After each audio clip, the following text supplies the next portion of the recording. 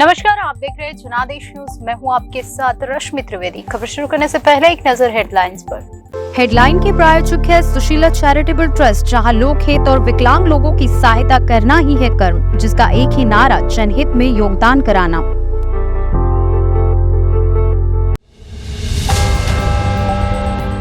अमित शाह की जगह अब स्मृति ईरानी होगी आम सभा में शामिल। विजय बैसला के पक्ष में लोगों को करेगी संबोधित। नवंबर तक पूरा हो जाएगा रामलला के विग्रहों का निर्माण। प्राण प्रतिष्ठा में बचे सिर्फ 50 दिन। चुनाव आयोग का सीएम शिवराज पर तगड़ा एक्शन। कांग्रेस की शिकायत पर ईसी ने रोक दिया भाषण। आधा दर्जन बड़े नेता आज राजस्थान में राहुल, नड्डा और योगी भी चुनावी मैदान में करेंगी सभाएं। गाजा में हमास का शैतानी दिमाग, अस्पताल के नीचे बना दिया आतंक का अड्डा। राइफल से लेकर बम तक मिले।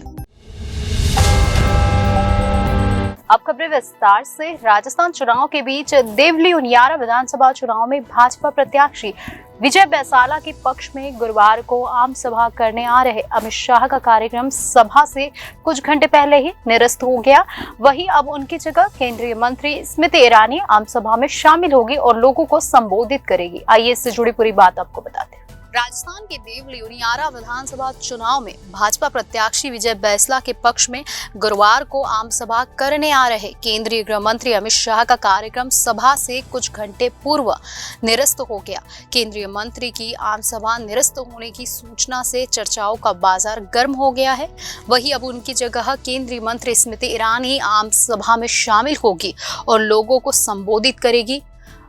ऐन वक्त पर आम सभा के निरस्त होने के कई मायने लगाए जा रहे हैं। राजनीति का हलकों में ये भी चर्चा है और कयास है कि अपेक्षित आम सभा नहीं होने के चलते भी केंद्रीय गृह मंत्री का यह कार्यक्रम निरस्त हुआ। अमित शाह की सभा निरस्त होने के पीछे एक वजह ये भी मानी जा रही है कि केकड़ी जिले में यूपी के मुख्यमंत्री गुरुवार को आम सभा करने जा रहे हैं, जहां देवली क्षेत्र के कई गांव से वह डूब क्षेत्र के कई हिस्सों से सैकड़ों ग्रामीण आम सभा में सम्मिलित होने गए हैं। इधर केंद्रीय गृह मंत्री के कार्यक्रम निरस्त होने से कार्यकर्ताओं और नेताओं में मायूसी दिख रही है। उधर केंद्रीय मंत्री स्मृति ईरानी देवली में जनसभा को संबोधित करने हेलीकॉप्टर से पहुंच गई है। इसके बाद अब वह जल्द ही जनसभा को संबोधित करेगी। बीजेपी के स्टार प्रचारक और केंद्रीय गृह मंत्री अमित शाह गुरुवार को राजस्थान के दौरे पर आने वाले थे, जहां वह विधानसभा सीटों पर देवली, उनियारा, कुंभलगढ़, राजसमंद और भीम में बीजेपी के प्रत्याशियों के समर्थन में सभा कर वोट मांगते हुए नजर आते। कार्यक्रम के अनुसार गृह मंत्री अमित शाह 10:30 बजे जयपुर एयरपोर्ट पर पहुंचते। इसके बाद वह वहां से हेलीकॉप्टर के जरिए टोक के देवली शहर में जाकर सुबह 11 बजे उनकी चुनावी सभा को संबोधित करते, लेकिन यह कार्यक्रम अब रद्द हो गया है। अयोध्या में निर्माण कार्य तेजी से चल रहा है। अगले साल जनवरी में रामलला की प्राण प्रतिष्ठा की जानी है। प्रधानमंत्री नरेंद्र मोदी इस कार्यक्रम के मुख्य यजमान रहेंगे। मंदिर के स्ट्रक्चर और गर्भगृह का निर्माण कार्य पूरा हो चुका है। अब फर्श पर संगमरमर के पत्थर लगाने का काम भी आखिरी चरण पर चल रहा है। रामनगरी अयोध्या में दीपोत्सव के भव्य आयोजन के बाद प्राण प्रतिष्ठा की तैयारी अभी शुरू हो गई है। राम मंदिर के प्रथम तल के जो भी काम बचे हैं उनको तेजी से पूरा किया जा रहा है। मंदिर ट्रस्ट के मुताबिक रामलला के बाल रूप के तीनों विग्रहों को दर्शाने का काम भी लगभग पूरा हो गया है। फिनिशिंग का काम चल रहा है। मंदिर ट्रस्ट के सदस्य डॉक्टर अनिल मिश्र के मुताबिक रामलला के तीनों विग्रहों का निर्माण कार्य इस महीने के अंत तक पूरा हो जाएगा। इसके बाद मंदिर के धार्मिक कार्यों के लिए गठित हाई पावर कमेटी इनमें से एक विग्रह का चयन करेगी। उसी विग्रह को भव्य राम मंदिर के गर्भगृह में 22 जनवरी 2024 को पीएम मोदी की मौजूदगी में धार्मिक अनुष्ठान के साथ स्थापित किया जाएगा। डॉक्टर मिश्र के मुताबिक राम मंदिर में प्राण प्रतिष्ठा को लेकर 50 से कम दिन बचे हैं। ऐसे में अब सारा जोर मंदिर के भूतल के वे सारे निर्माण कार्यों को पूरा करने पर दिया जा रहा है। डॉक्टर अनिल मिश्र ने बताया कि मंदिर के स्ट्रक्चर और गर्भगृह का निर्माण कार्य पूरा हो चुका है। अब फर्श पर संगमरमर के पत्थर लगाने का भी काम आखिरी चरण पर चल रहा है। भूतल के 70 खंभे जो परिक्रमा मार्ग पर खड़े हैं, उन पर डिजाइनिंग के साथ देवी देवताओं की मूर्तियों को तराशने का काम भी पूरा किया गया है। अब लाइटिंग और सुरक्षा के लिए लगने वाले सीसी कैमरे और अन्य हाईटेक उपकरणों को लगाने का काम भी जल्द ही पूरा हो जाएगा।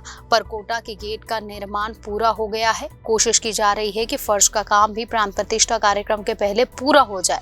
उन्होंने बताया कि मंदिर के प्रथम तल का निर्माण कार्य भी तेजी से चल रहा है। दिसंबर के अंत तक इसके स्ट्रक्चर का काम भी पूरा हो जाएगा।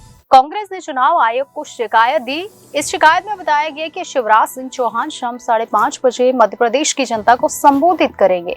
कांग्रेस ने शिकायत की है कि शाम 5:30 बजे के लिए निर्धारित शिवराज सिंह चौहान और भाजपा का चुनावी भाषण आदर्श आचार संहिता का उल्लंघन कहलाया जाएगा। इसके अलावा भाषण के लिए कोई समय सीमा भी तय नहीं की गई है। सीएम शिवराज सिंह चौहान के प्रचार अभियान को चुनाव आयोग ने रोक दिया। उन पर जनप्रतिनिधित्व अधिनियम 1991 के प्रावधानों का उल्लंघन करने का आरोप लगाया गया है। सूत्रों ने बताया कि ईसीआई का फैसला कांग्रेस द्वारा दर्ज की गई शिकायत के जवाब में आया है। मतदान क्षेत्रों में शाम 6 बजे के बाद प्रचार न करने के नियम का सख्ती से पालन सुनिश्चित करने के लिए चुनाव आयोग ने उनके अभियान को रोका था। चुनाव आयोग को बुधवार को कांग्रेस की ओर से एक शिकायत मिली, जिसमें था कि भाजपा एक बड़े चुनावी विज्ञापन में यह प्रचारित कर रही है कि शिवराज सिंह चौहान शाम 5:30 बजे मध्य प्रदेश की जनता को संबोधित करेंगे। कांग्रेस ने शिकायत की है कि शाम 5:30 बजे के लिए निर्धारित शिवराज सिंह चौहान और भाजपा का चुनावी भाषण आदर्श आचार संहिता का उल्लंघन कहलाया जाएगा। भाषण के लिए कोई समय सीमा प्रदान नहीं की गई है। इस आवेदन के आधार पर आयोग ने मुख्य निर्वाचन अधिकारी मध्य प्रदेश को निर्देश दिए। आयोग ने स्पष्ट कहा कि निर्धारित मौन अवधि यानी शाम 6 बजे के बाद मतदान क्षेत्र में कोई प्रचार न हो। इसी के तहत सीएम के अभियान पर रोक लगाई गई। राजस्थान में चुनावी प्रचार तेजी से जारी है, जिसमें कांग्रेस और बीजेपी के नेता अपनी पार्टी को मजबूत करने के लिए जनसभाओं को संबोधित कर रहे हैं।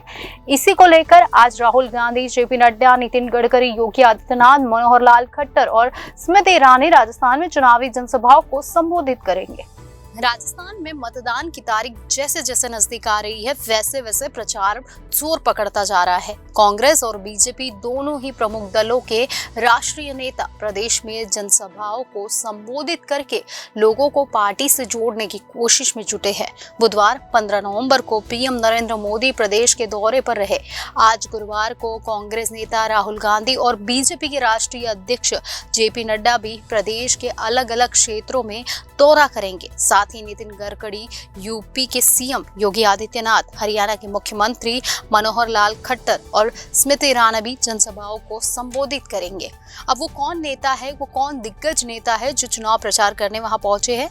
राहुल गांधी सुबह 11 बजे सूरतगढ़ यानी गंगानगर पहुंचेंगे। दोपहर 12 बजे तक चूरू जिले के तारानगर जनसभा को संबोधित करेंगे। दोपहर 2 बजे हनुमानगढ़ जिले के नोहर में और शाम 4 बजे गंगानगर जिले के सादुल शहर में चुनाव सभा को संबोधित करेंगे। वहीं जेपी नड्डा की बात करें तो जेपी नड्डा बीजेपी के राष्ट्रीय अध्यक्ष आज दौसा जिले में 2 जनसभाओं को संबोधित करेंगे। दोपहर 1:30 बजे दौसा जिले के महुआ में और शाम 4 बजे सिकराय में चुनावी जनसभा को संबोधित करेंगे। आगे बात करते हैं नितिन गडकरी की, तो नितिन गडकरी, केंद्रीय मंत्री नितिन गडकरी आज जयपुर के झोटवाड़ा, बस्सी और विद्याधर नगर में पार्टी प्रत्याशी के समर्थन में जनसभाओं को संबोधित करेंगे। योगी आदित्यनाथ की बात करते हैं तो योगी आदित्यनाथ यूपी के मुख्यमंत्री है, जो आज इटावा यानी पिपलदा, बूंदी, केकड़ी, पुष्कर और किशनगढ़ में जनसभाओं को संबोधित करेंगे।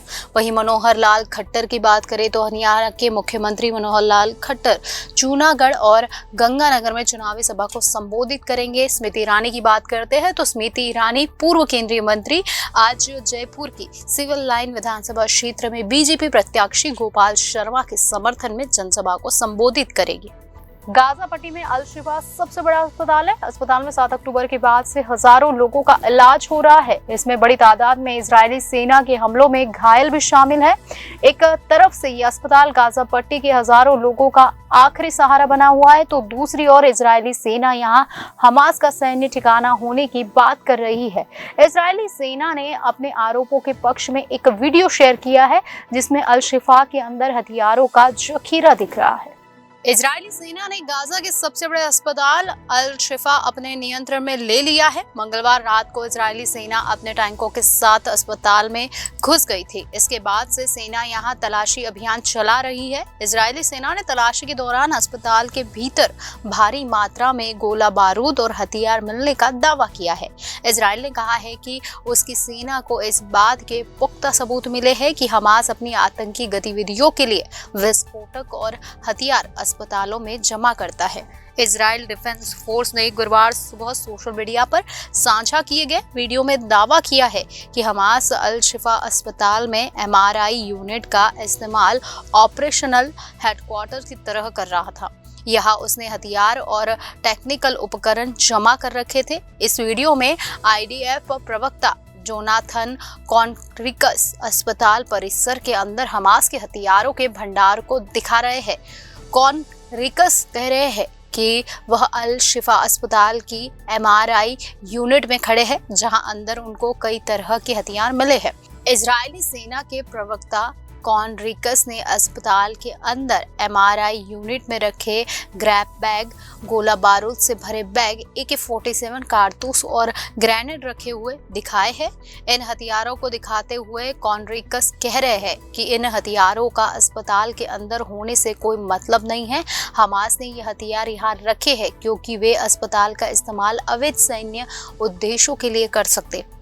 हमास अपने सैन्य अभियानों के लिए अस्पतालों को ढाल बनाकर अंतर्राष्ट्रीय कानून का उल्लंघन भी कर रहा है। इजराइल और हमास के बीच गाजा में 7 अक्टूबर से शुरू हुए संघर्ष के बाद लगातार एक दूसरे पर इंटरनेशनल कानूनों को तोड़ने का भी आरोप लगाया जा रहा है। हमास ने लगातार ये कहा है कि इजरायली सेना अस्पतालों को निशाना बनाकर युद्ध अपराध कर रही है। वहीं इजराइल की ओर से अस्पतालों के भीतर से वीडियो जारी कर यहाँ हथियार होने का दावा किया जा रहा है। हालांकि इजराइल की ओर से लगातार शेयर किए गए वीडियो की सत्यता पर भी कई तरह के सवालिया निशान हैं। इजराइल इन्हें बिना एडिट किए गए वीडियो बता रहा है, तो हमास इसे एक झूठे प्रचार का हथियार करार दे रहा है। खबरों में आज बस इतना ही। आने वाली सभी खबरों को जानने के लिए आप जुड़े रहिए जनादेश न्यूज़ के साथ।